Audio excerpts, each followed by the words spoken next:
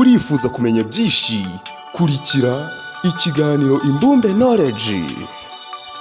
Iyo umuntu yubuye amaso nijoro akareba mu kirere gitamurutse, abona gihunze inyenyeri nziza cyane zibarirwa mu bihumbi, ku buryo ababona zimeze nk'utubuye twa diyama turabagirana. Hashize imyaka 350 abantu batangiye gusobanukirwa ubunini bw'inyenyeri ndetse n'intera iri hagati yazo n'isi. Icyakora hari byinshi abantu bagikeneye gusobanukirwa ku birebana n'izo nyenyeri nini cyane ziri mu isanzure iteye ubwoba. Kuva kera abantu bagiye bitegereza nijoro ingendo zikorwa n'imibumbe, inyenyeri n'ukuntu zigenda zimuka nyuma y'igihe runaka. Ibyo tubisanga mu Intangiriro 1:14 muri Bibiliya. Hari abantu benshi ibyo byakoze ku mutima, maze bavuga amagambo nk'ayo Dawidi yavuze. Ubu hakaba hashize imyaka 3,000 yaravuze ati, iyo nitegereje ijuru, umurimo w'intoki zawe n'ukwezi n'inyenyeri, ibyo waremye, umuntu ni iki kumwibuka? Iyo ni Zaburi 8:5. Nyamara twaba tubizi cyangwa tutabizi, imibumbe n'inyenyeri hamwe n'ingendo bikora bigira uruhare rukomeye ku mibereho yacu. Urugero, izuba niyo nyenyeri twegereye kandi niyo isi izengurukaho. Iryo zuba niryo ridufasha kumenya uko umunsi n'umwaka bingana, dore ko ari byo bintu by'ibanze abantu bashingiraho babara igihe. Ukwezi nako kutumenyesha ibihe. Zaburi 104:19.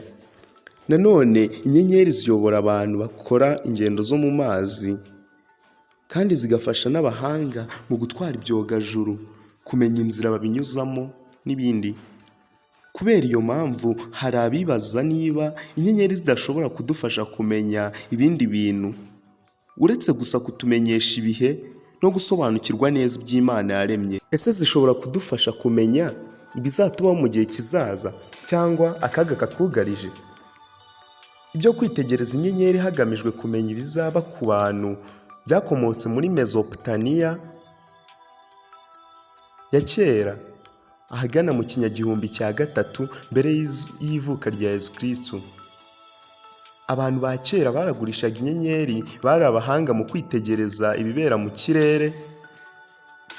Kuba baragerageje gushushanya ingendo n'imibumbe by'inyenyeri, bakagaragaza aho ziherereye, bagakora kalendari kandi bakajya bagaragaza igihe ubwira kabiri bubera, byatumye havuka siyanse yiga ku by'ikirere. Icyakora abaragurishaga inyenyeri bararengereye, bakora ibirenze ibyo kwitegereza uruhare izuba n'ukwezi bigira ku bidukikije. Bagaragaje ko umwanya izuba, ukwezi, imibumbe, inyenyeri n'amatsinda yazo utagira uruhare ku bintu bikomeye bibera ku isi gusa, ahubwo ko unagena ibizaba ku muntu. Mu buhe buryo? Hari abantu baragurishaga inyenyeri, bitegereza imibumbe n'inyenyeri kugira ngo bashake ibimenyetso byabereka ibizababaho mu gihe kizaza. Abazi gusobanura ibyo bimenyetso bashoboraga kubyifashisha maze bikabagirira akamaro mu buryo butandukanye. Abandi bo bumvaga ko mu by'ukuri kuragurisha inyenyeri bidufasha kumenya ibyo tuzakora cyangwa kumva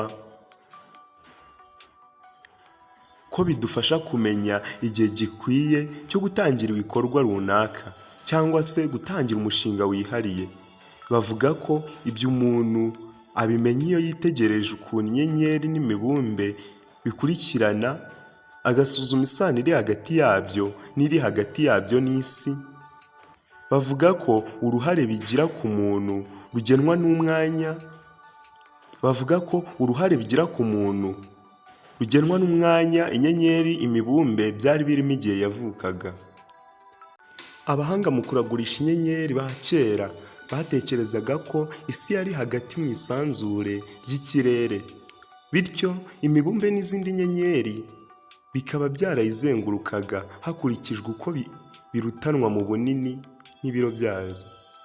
Nanone batekerezaga ko buri mwaka izuba rinyura hagati y'ikirere rigaca hagati y'inyenyeri no hagati y'amatsinda yazo rikurikije inzira idahinduka. Iyo nzira bumvaga ko izuba ricamo bayise uruziga, maze barucamo uduce 12. Buri gace k'urwo ruziga kakitirirwa itsinda ry'inyenyeri izuba ricamo. Nguko uko havutse bya bimenyetso 12 bigize uruziga abantu bifashishaga bavuga iby'ibihe bizaza, zodiyake. Bumvaga ko buri gace kari gatuwe n'Imana yihariye. Icyakora abahanga mu bya siyansi baje kumenya ko izuba ritazenguruka isi, ko ahubwo isi ari izenguruka izuba. Ibyo bimaze kuvumburwa, abantu ntibongeye kwemera ko kuragurisha inyenyeri ari siyansi. Kuragurisha inyenyeri byavuye muri Mesopotamiya bikwirakwira hafi mu duce twose tw'isi, maze bigenda bishinga imizi. Kuba Abamaya bari abahanga cyane kuragurisha inyenyeri ntibyababujije ubwami bwabo kuzimangatana.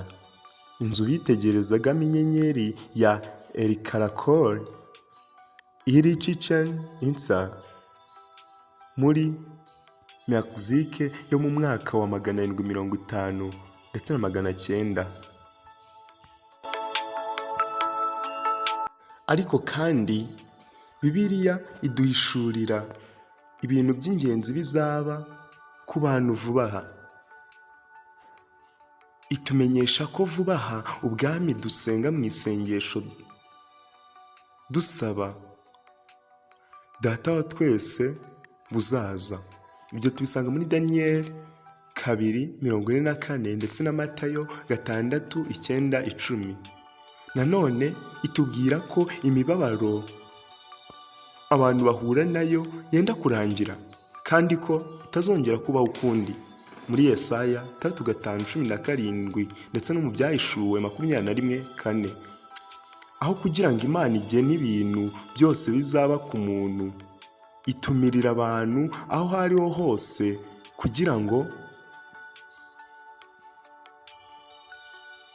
bagire ubumenyi ku birebana nayo n'ibyo iteganya kubakorera. Ibyo tubizi dute? Bibiliya igaragaza neza ibyo Imana ishaka, ari uko abantu b'ingeri zose bakizwa bakagira ubumenyi nyakuri ku byerekeye ukuri. Timoteyo 1:2-4. Inyenyeri n'imibumbe cyangwa ikindi cyose kiba mu kirere ntibibereyeho kugena ibizatubaho, ahubwo byerekana ububasha n'ubumana bwa Yehova. Gusa hari ibyo tugomba kumenya kandi n'iryo hame, nk'uko hariho Imana imwe isumba byose, Data wa twese uri mu ijuru, akaba Yehova, Imana imwe rukumbi. Nta zindi mana ziriho buretse iyo Mana ishoboye byose, ibindi ni imyizerere. Ibindi kandi tugomba kumenya ku byerekeranye n'inyenyeri, tugomba kumenya ubwoko bw'inyenyeri, aho dusangamo Red Giant Star, Brown Dwarf Star, White Dwarf Star, Variable Star, Black Hole Star ndetse na Binary Star. Izo zose ni inyenyeri tubona mu kirere n'ubwoko butandukanye bwazo. Kandi mu kirere babibutse ko habamo n'ibindi bigendajuru byinshi bitandukanye. Gusa uyu munsi nari nabateguriye ko twaganira ku ibyo ngibyo nko ku nyenyeri.